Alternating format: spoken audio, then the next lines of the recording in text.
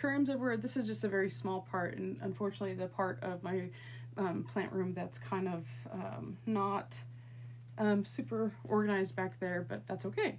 I thought I'd go and bring you guys along with me because today I am just kind of having a overall relaxing day, just kind of planting up stuff, and I thought I'd go ahead and do it with you guys because I have a bunch of propagations and I need to get them planted up. So first things first, I will show you, I have some pilea glauca, I think is the name of it. Baby tears is the kind of the nickname for it, but I love this so much. This just makes me happy when I think about it, and so but it is definitely in need of a bigger pot. And so what I'm gonna do is I'm gonna take these pots here and I'm just gonna put it in a bigger pot.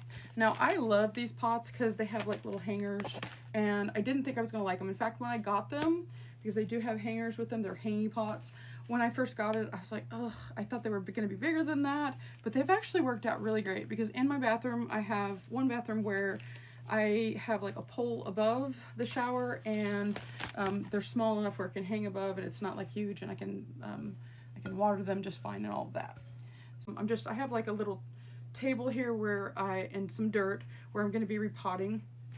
So that's where I'm kind of picking stuff up. But this is a glauca. This is very easy plant overall, but you know, it's starting to get a little bit leggy, which is probably fine for it. But what I like to do a lot of times is I like to cut pieces of it higher up and then put it in a little terrarium, and it grows really well in terrariums. But overall, this is really easy plant. What I find the most often, or what people find the biggest problem, is usually that it will get bald on the top, and so you just have to make sure that you're giving a lot of good light, and also that you really should do bottom watering, honestly. But I'm gonna repot this. The last one I had, it died on me, but I have a whole terrarium that's full of it. She's in there now, and she's gonna hopefully be a little bit happier in there. I'm gonna try to, let's see if I can kind of zoom out just a little bit. No, it's not gonna let me zoom out. So this is a glauca, and the glauca is very easy to care for overall. I just repotted her. What I usually do too, which I actually have a terrarium up there that I took some cuttings, I will a lot of times cut little snips of this when especially if I think that this is going downhill. I'll cut snips of this and then I'll put it in a terrarium setting, and I don't have to do much with it at all. The terrariums, they thrive in the terrariums, and they're so easy to propagate. Honestly, I have so many little, I save like little clear plastic cups, and I love that, especially like what is that place, Nothing Bunt Cake or something like that.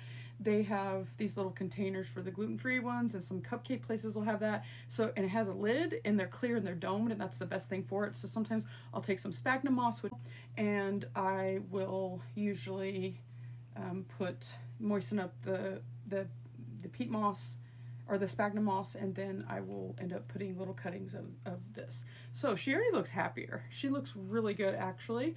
And so I just put her in some new dirt because she was in a small pot.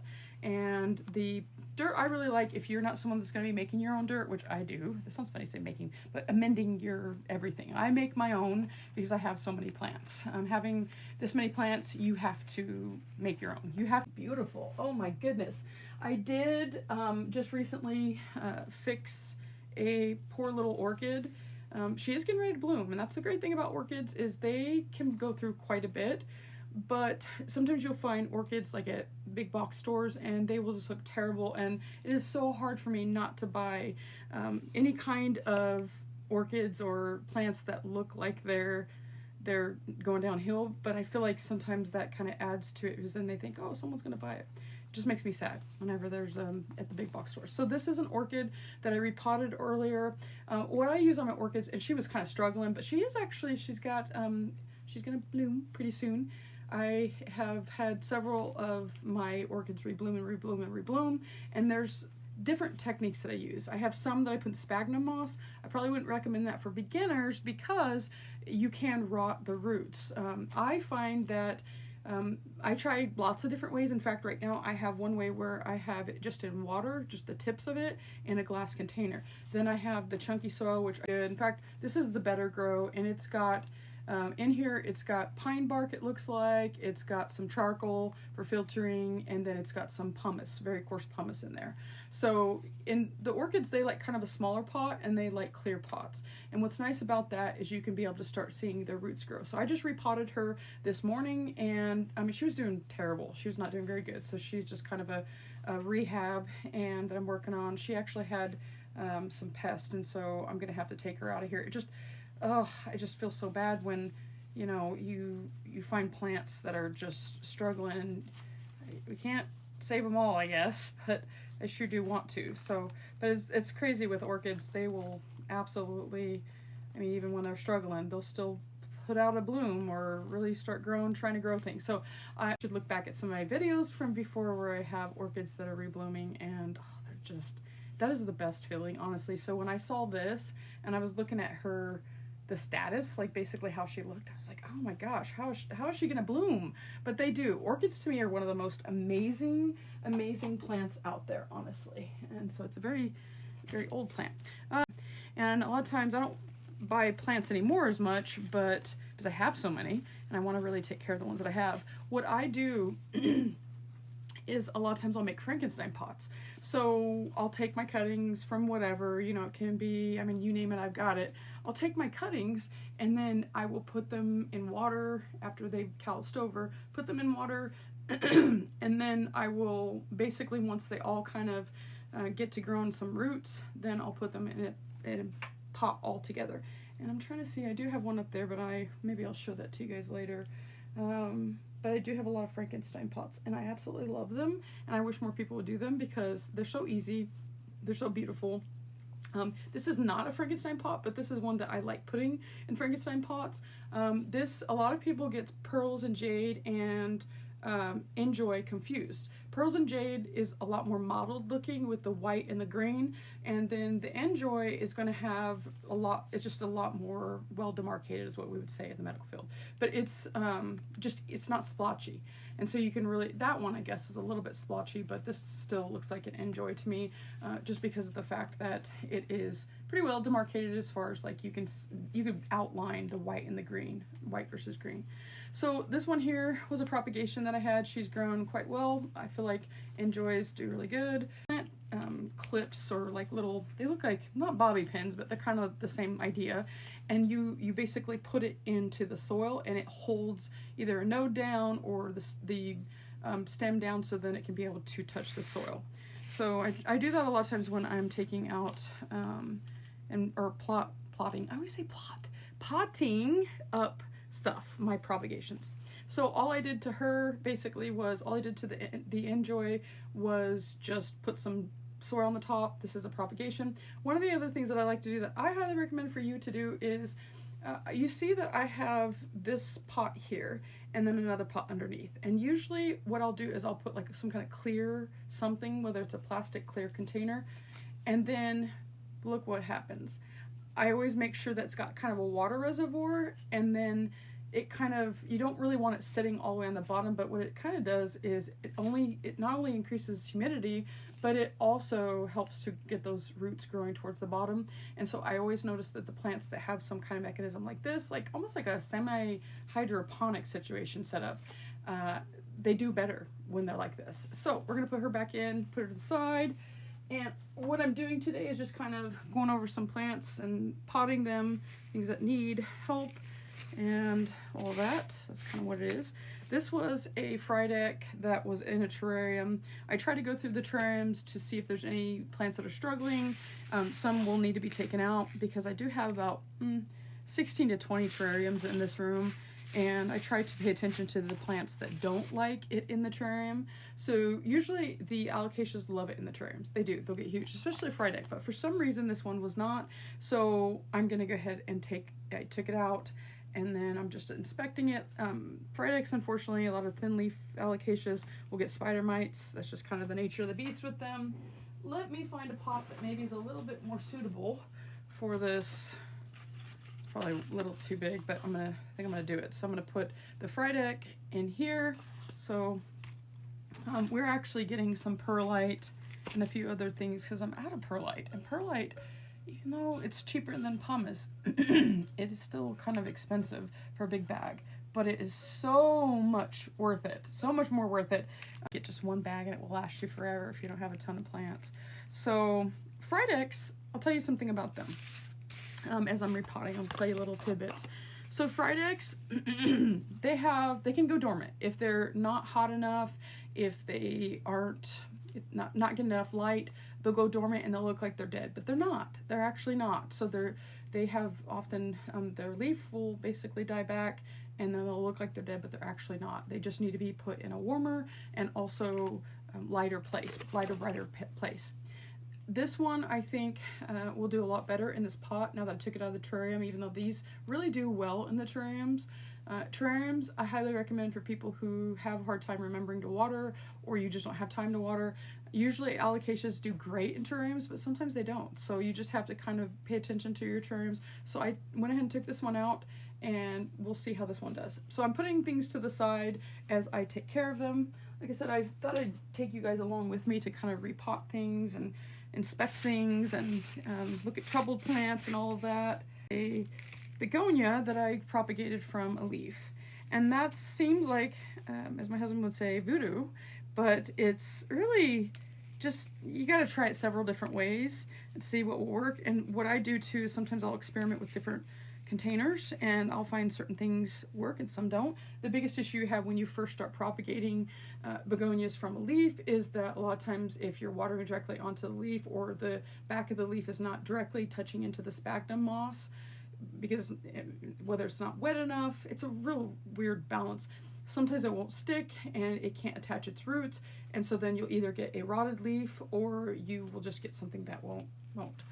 Let me show you something real quick here. So this one, when it's getting bigger, this is definitely time for it to actually go into a pot of some sort. What I often find though, when I take them out, because this used to be closed and it used to be tiny, when I take them out, then all of a sudden they start going downhill if I don't keep the humidity really high. I really do. This is a mixture of perlite, maybe some sphagnum in there. It's got several different ones. I might wait to repot that one up yet, but I definitely want to keep this in a high humidity situation. Back here, you guys probably can't see it back there, but back there, besides having a bunch of plants, I have some terrariums or some terrarium situations. I'll probably put this in there. Weird thing about begonias, sometimes when you put it in a terrarium though, if there's too much moisture in there, even though it's really good with humidity, if there's too much moisture, you still can cause some wilting on the leaves. The other thing to know about begonias, because we're kind of talking about a little bit of everything, begonias, when you propagate from the leaf, let me show you here something. You want to take a nice juicy leaf. I know that sounds weird, but like for instance, that would probably be a nice juicy leaf. I'm already splitting it, okay? Something like this, however, though, this I just took off of it, you probably still could get a plant from it, but you'd have to be very careful because I can tell it's kind of like thinner and frail. But it's really those veins. It's the veins that you're looking to attach to the soil.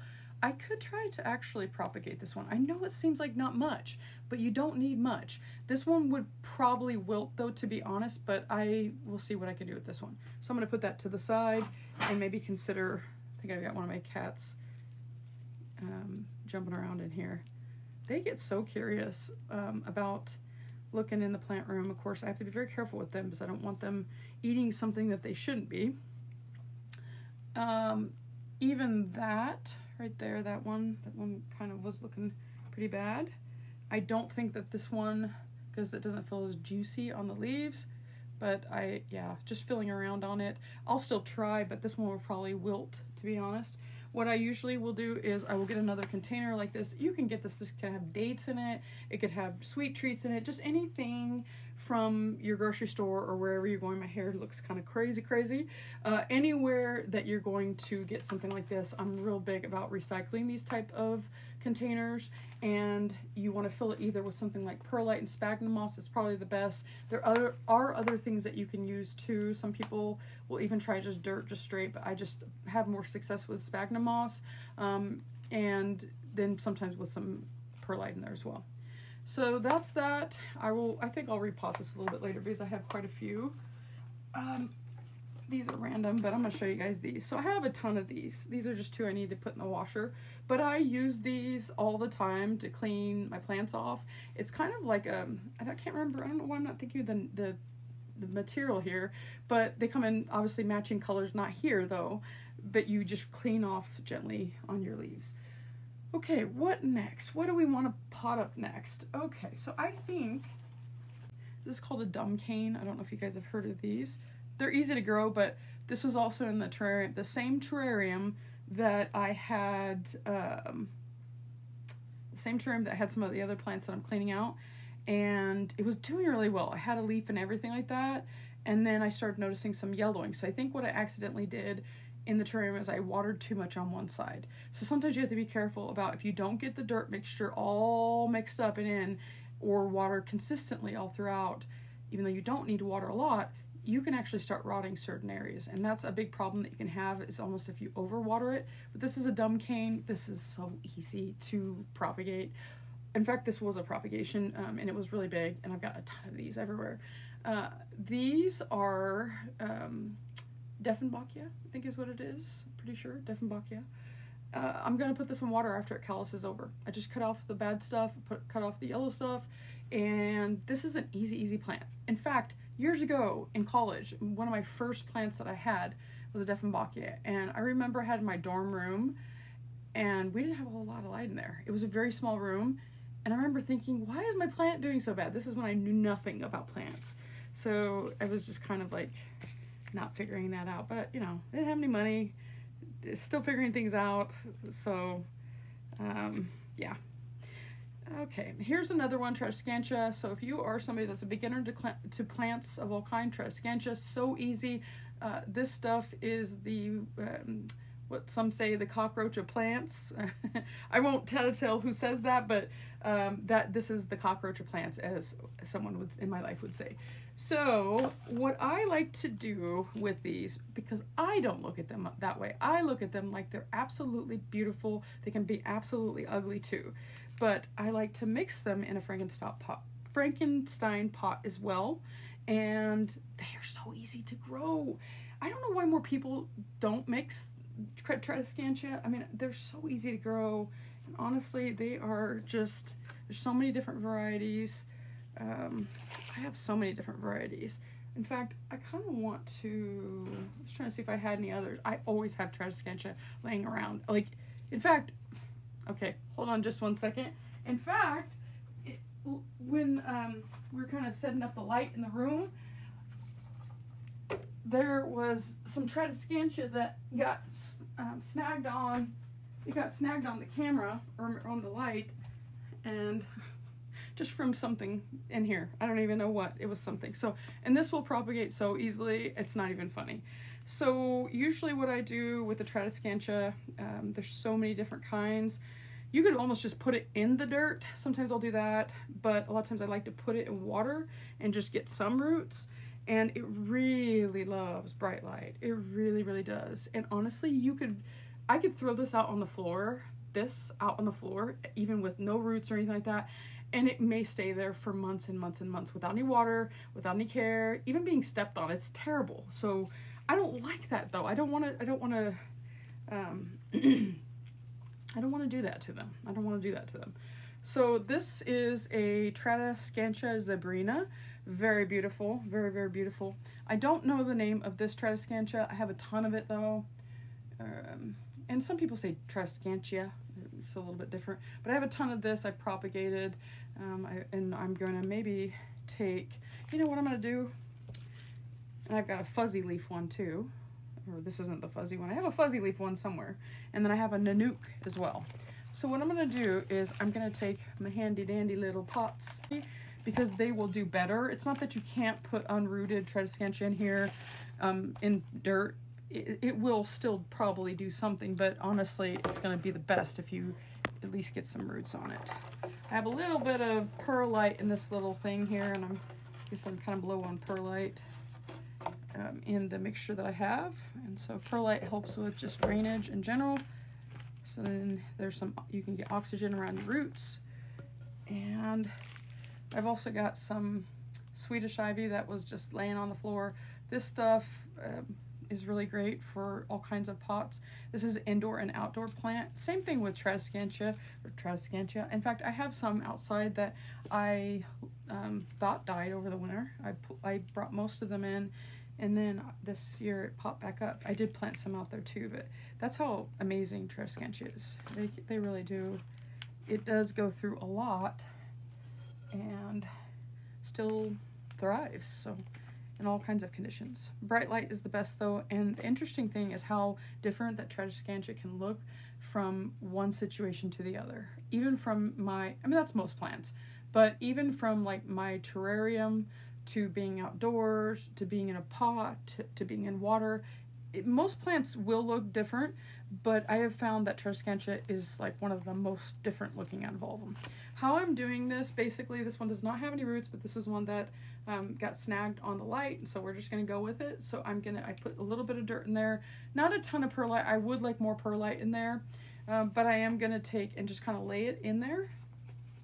And then I'm probably gonna also take, let me take some of see what else I've got. It's always, I feel like I have goodies whenever I have propagations, like this one here. Let's see what's in here.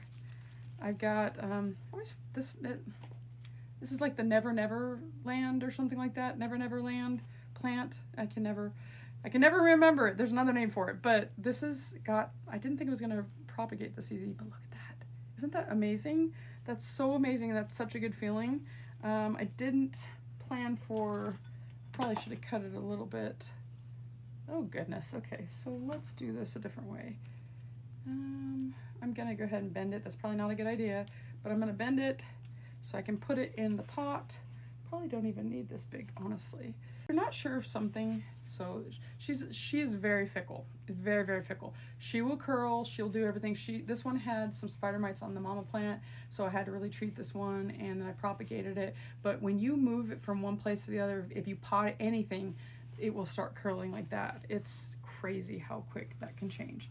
So I'm gonna put that to the side, and I'm gonna continue on with my tradescantia. So I can never remember the name of this one either.